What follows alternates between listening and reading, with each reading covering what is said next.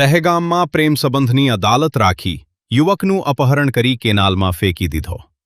4 અપહરણકારો પોલીસના સચંકામાં।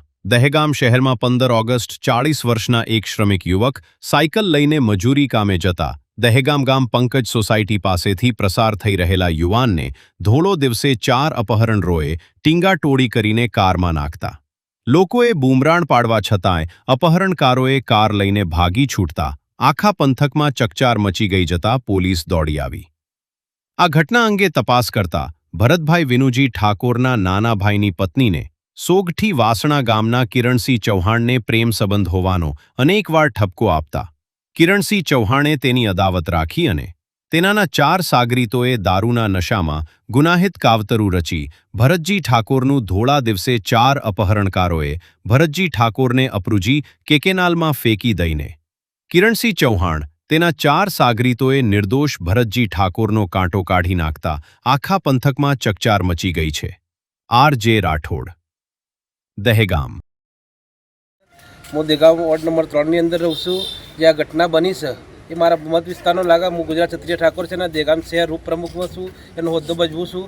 મારા સમાજે મને જાણ કરી કે ભાઈ આપણા સમાજની અંદર કોઈ સામાજિક તત્વએ મારા ભાઈને ભરત નામના છોકરાને ઘરેથી જમ્યા પછી નોકરી પર જતો તો કોઈને અપહરણ કર્યું છે। કોઈને કોઈ નિકાલ નહીં, કોઈ જવાબ નહીં મળે કે તમે ચાલો અમે મને સમાજના આગેવાન તરીકે અમે એમના પડખે આવીને ઊભા છીએ।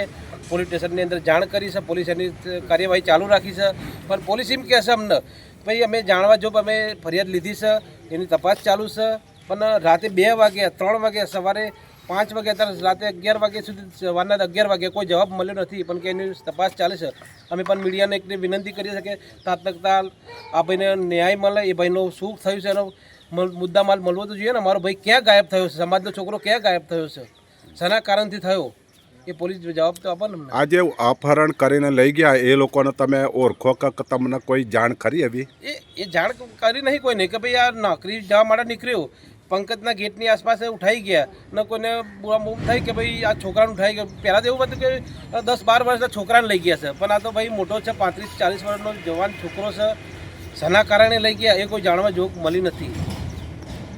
એક મિનિટ અહીં જુઓ, એ અહીં નામ દીપક છે, દીપક વિનુભાઈ ઠાકોર, બરાબર। મારો ભાઈ છે, કામે ઘેર હતો, ઘેરથી ખાઈને 1:30 વાગે નીકળ્યો। 1:30 વાગ્યા પછી આ ઘટના બની, એનું અપહરણ થયું પંકજ સોસાયટીના નાકે। શું બનાવ બન્યો? એટલે અપહરણ કઈ ગાડીમાં? અલ્ટો ગાડી હતી। અમે તો જો કે દેખ્યું નહીં, પણ આજુબાજુવાળા રહેવાસીવાળાએ કીધું કે ભાઈ અલ્ટો ગાડીમાં લઈ ગયા છે। 10-15 જણે જોયું, પણ અમારે તો ધ્યાન નહોતું, અમે દોડ કરી, પછી સાહેબને બોલાયા। તમને કોઈના પર શંકા ખરી? ના સર। પછી તમે શું કર્યું? પોલીસ સ્ટેશન આવી? પોલીસ સ્ટેશન આવીને સાહેબ ફરિયાદ કરી। ફરિયાદ કર્યા પછી આજે લગભગ નહીં હોય તો કાલની રાતે જતી રહી।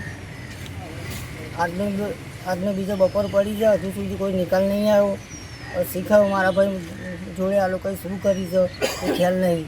જેમ બને એમ જલ્દી કરો તો સારું છે। પોલીસે ફરિયાદ લઈ લીધી તમારી? પોલીસે ફરિયાદ તો લીધી છે, પણ કોઈ જવાબ નહીં આવતા કે શું બન્યું છે।